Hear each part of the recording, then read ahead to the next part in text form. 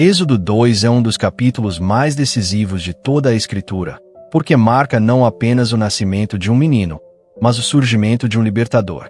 O povo está aprisionado, o decreto é de morte, o Egito fortalece sua opressão e parece que todo sonho de liberdade se esvaiu na areia quente dos fornos de tijolos. Contudo, é neste cenário de caos, sofrimento e desespero que Deus começa a mover seus planos silenciosamente.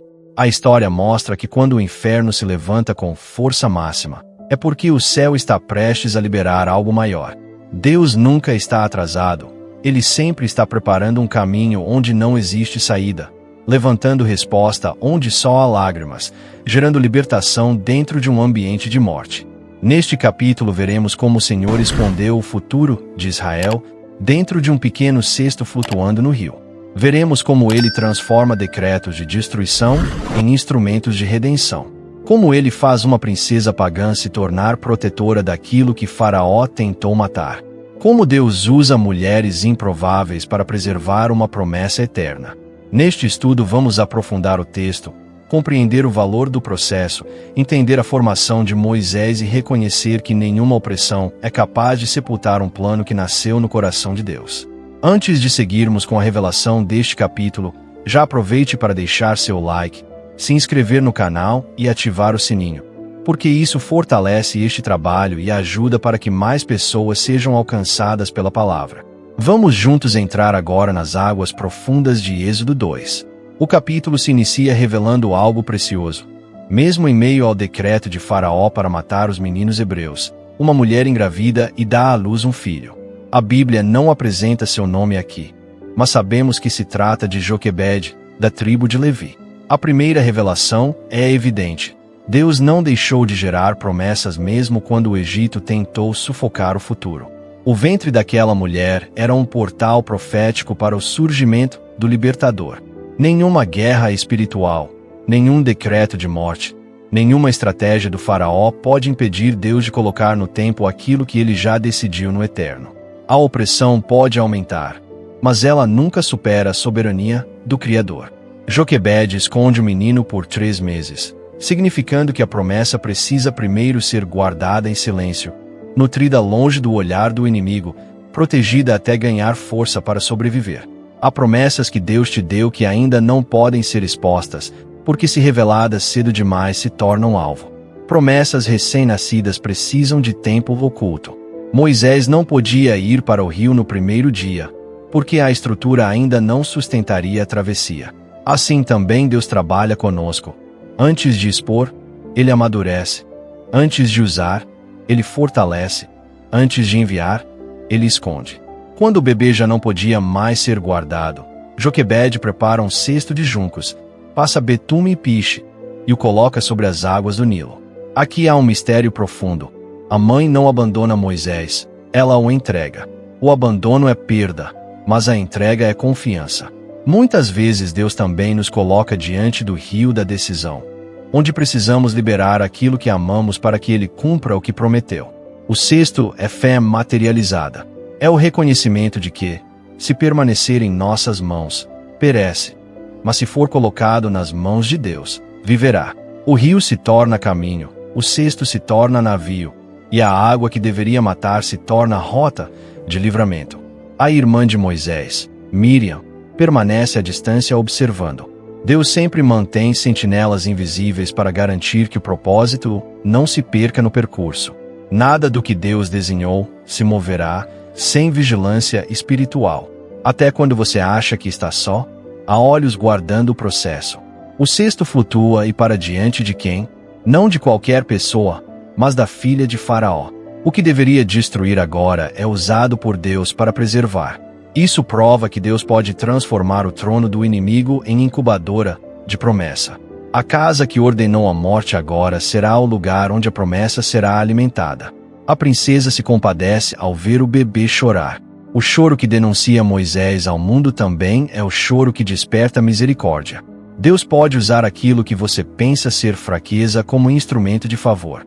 É no choro que a promessa é revelada. É no choro que o socorro se levanta. O som da fragilidade ativa o plano de Deus com força.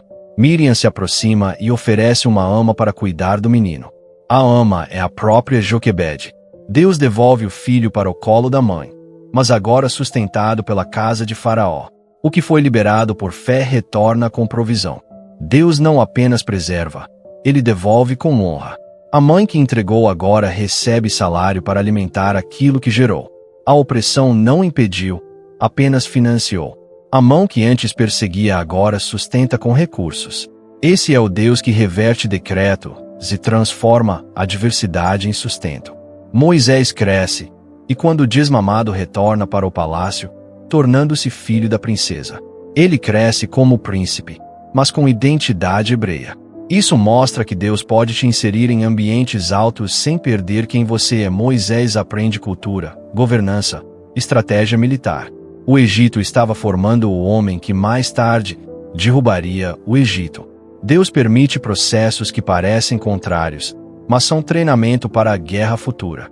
Ele cresce entre ouro, mas nunca esquece o povo que sofre. Até aqui vemos que nada é acaso. O nascimento de Moisés não é apenas o início de uma história. É a resposta divina ao clamor de gerações. O plano de libertação começa invisível e silencioso, crescendo dentro de um palácio, alimentado por mãos inimigas, protegido em meio à morte, preparado em segredo para o dia da manifestação.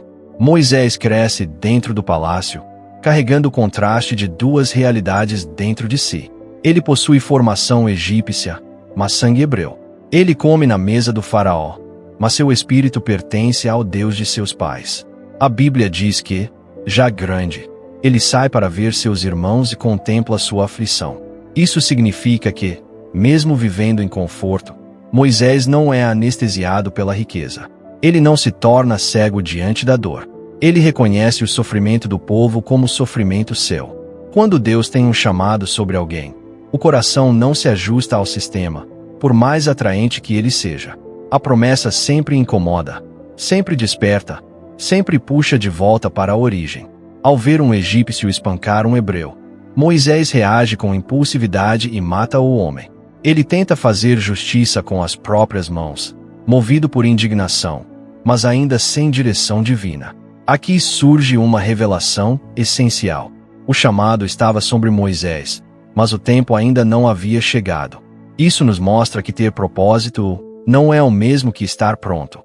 Muitas vezes o desejo de fazer a vontade de Deus se manifesta antes da maturidade para executá-la. Moisés age pela força do braço e não pela direção do céu.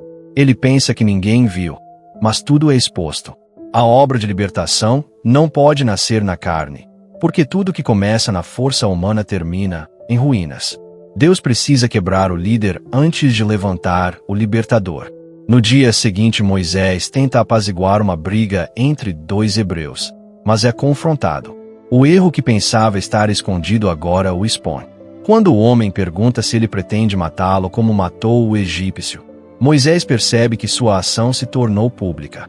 O que era segredo virou sentença. Faraó descobre e passa a buscar sua morte. O palácio que o abrigava agora se torna ameaça. Moisés precisa fugir. Ele deixa para trás o ouro, o título, o conforto. O príncipe agora se torna peregrino. O libertador treinado no Egito agora será moldado no deserto. A fuga não é derrota, é deslocamento divino.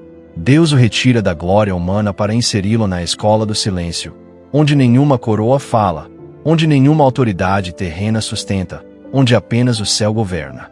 Moisés vai para Midian e se assenta junto ao poço. O poço na Bíblia é lugar de encontros decisivos. Ali Rebeca foi encontrada. Ali Jacó encontrou Raquel. Ali Deus conecta destinos. O poço é profundidade em meio ao deserto. Moisés não sabia, mas estava sendo conduzido ao próximo capítulo de sua formação. As filhas de Jetro chegam para tirar água, mas pastores as expulsam.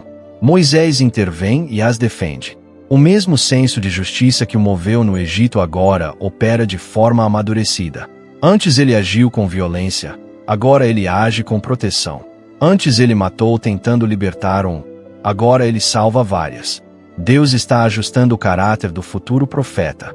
O deserto revela temperamento. A ausência de palácio expõe intenção. O homem que Deus usa não nasce pronto. É esculpido pela história. As jovens retornam a seu pai e relatam o ocorrido. Moisés é convidado a habitar ali e se torna parte daquela família. Ele se casa com Zípora e gera um filho, cujo nome é Gerson, dizendo: sou peregrino em terra estranha. Aqui mora outro mistério. Antes Moisés morava no Egito, mas não pertencia a ele. Agora mora em Midian, mas também não pertence. Esse desconforto interno é sinal de que o chamado ainda existe, mesmo adormecido. Ele está sendo moldado, alinhado, purificado. O deserto remove o excesso, mata o orgulho, silencia impulsos e prepara o homem para ouvir a voz que muda destinos. A fuga não anulou a promessa, apenas a colocou no forno do processo. Enquanto Moisés vive sua fase de anonimato, o povo continua gemendo no Egito. A Bíblia termina o capítulo dizendo que os filhos de Israel clamaram, e o seu clamor subiu até Deus. O tempo estava se completando.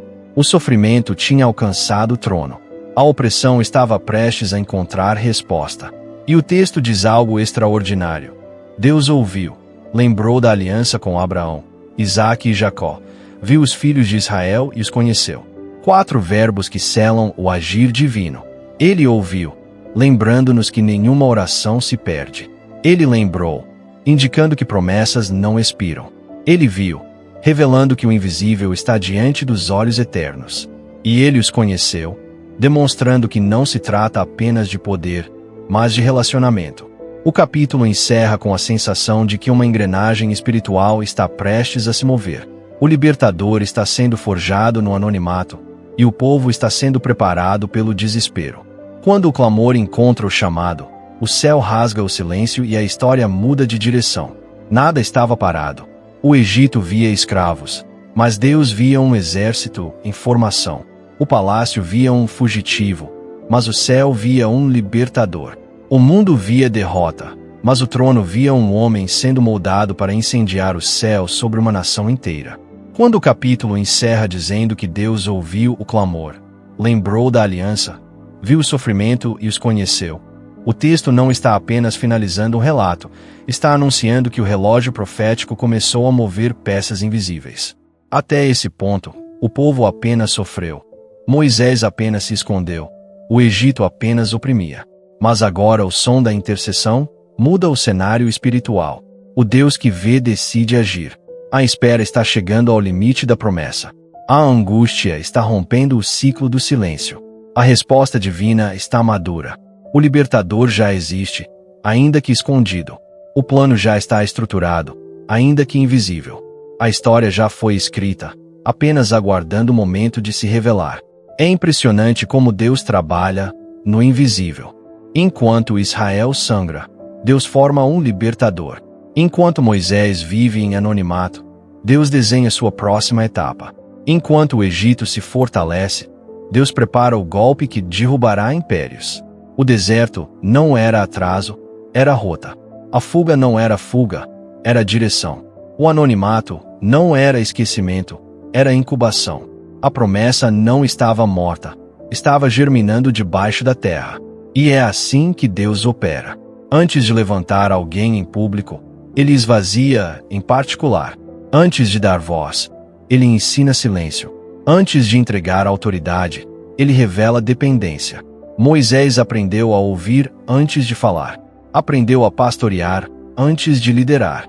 Aprendeu a servir antes de libertar. Durante anos ele cuidou de ovelhas no deserto. Aquele homem que foi príncipe agora caminha atrás de animais. Isso parece retrocesso, mas era formação. Quem não aprende a conduzir ovelhas, jamais conduzirá um povo. Quem não conhece a poeira do deserto, não suportará cruzar o mar vermelho com multidões. Quem não enfrenta o silêncio, não suportará ouvir murmuração. Deus estava construindo a estrutura emocional do profeta. Estava moldando a paciência, o olhar, a compaixão. Transformou Moisés de príncipe em pastor, porque antes de libertador, ele precisava ser cuidador.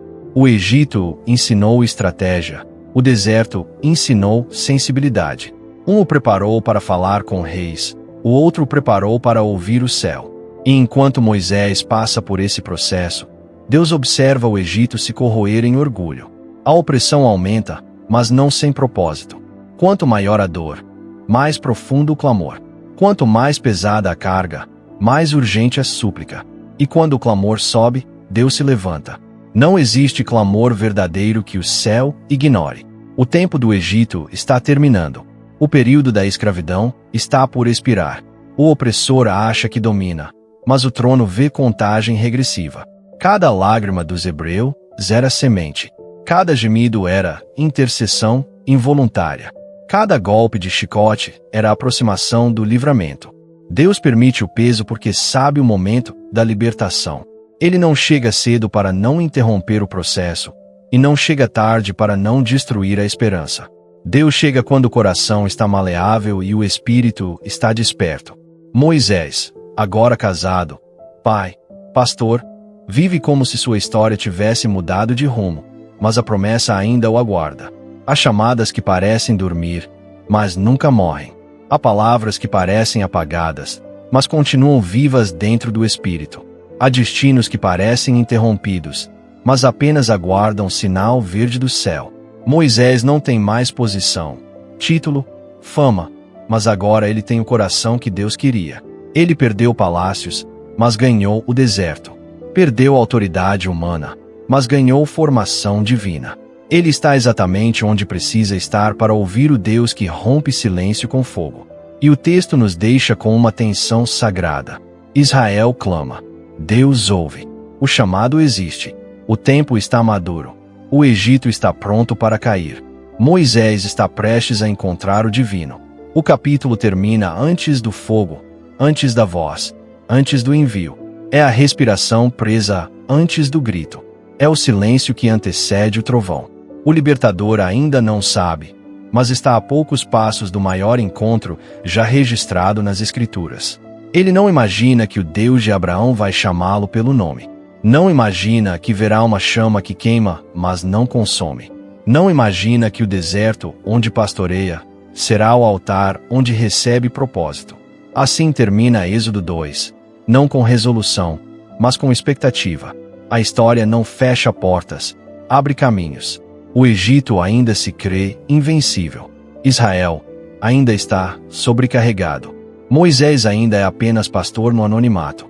Mas o céu está pronto para descer. O fogo está prestes a surgir. A voz que criará um profeta está se preparando para romper o silêncio. O capítulo fecha com o céu inclinado, o trono atento, a aliança pulsando. Como se o próprio texto parecesse segurar o leitor pela mão e dizer: continue lendo, porque o Deus que viu vai aparecer. O Deus que ouviu vai falar. O Deus que lembrou vai agir. E no próximo capítulo veremos o momento em que o invisível se torna fogo diante dos olhos humanos. Veremos o Deus que chama Moisés pelo nome e o convoca para colocar o Egito de joelhos. Veremos a sarça que queima sem ser consumida. Veremos o nascimento público de um profeta que o mundo tentou esconder. O homem que fugiu do Egito voltará para enfrentá-lo, mas agora não como príncipe, e sim como instrumento do Altíssimo. Se Êxodo 2 prepara o palco, Êxodo 3 levanta o véu da revelação. A filha de Faraó, sem imaginar, tornou-se instrumento do próprio Deus. Ao abrir a pequena arca, seu coração se moveu de compaixão. O inimigo tentou matar um libertador, e Deus fez com que a casa do adversário o alimentasse, o criasse e o preparasse para o futuro que o esperava. Moisés cresceu cercado de sabedoria, cultura e ensino egípcio, mas nunca perdeu o vínculo com sua identidade, porque Deus não permite que seu propósito seja apagado. Existem chamados que podem ser empurrados para longe, escondidos na correnteza, mas não podem ser anulados. Quando Moisés viu um hebreu sendo oprimido, sua justiça se acendeu. Ele interferiu, e isso o levou a fugir para Midian. Muitos enxergariam isso como queda, fuga ou fracasso, mas o deserto seria a escola onde Deus moldaria o libertador. Às vezes o plano de Deus passa por uma fase de aparente silêncio, porém é nesse silêncio que ele trabalha estrutura, humildade e sensibilidade. Moisés se tornou estrangeiro em terra estranha. Trabalhou como pastor e ali conheceu Zípora. O homem que foi príncipe, agora cuidava de ovelhas. Deus estava alinhando destino com caráter. O capítulo termina com um clamor. Enquanto Moisés era preparado no anonimato, Israel gemia sob o peso da escravidão. E o texto diz que Deus ouviu, Deus lembrou da aliança, Deus viu, Deus conheceu. Ele não estava distante, ele estava preparando alguém. A resposta de Deus estava crescendo no exílio, porque a salvação muitas vezes é gerada longe dos olhos humanos. E assim fechamos esta reflexão. Você acabou de ver que, mesmo quando nada parece se mover, Deus está construindo um libertador. Ele trabalha no silêncio, esconde no cesto, preserva no palácio, molda no deserto e levanta no tempo certo. Se essa palavra tocou você, se inscreva no canal, deixe o like e compartilhe. Amanhã avançaremos para Êxodo 3, onde o Deus Eterno irá se revelar em fogo e chamar Moisés para retornar como instrumento de libertação. Não perca, porque o encontro com a sarça ardente é o divisor que transforma um fugitivo em profeta. Então até o próximo vídeo. Tudo de bom.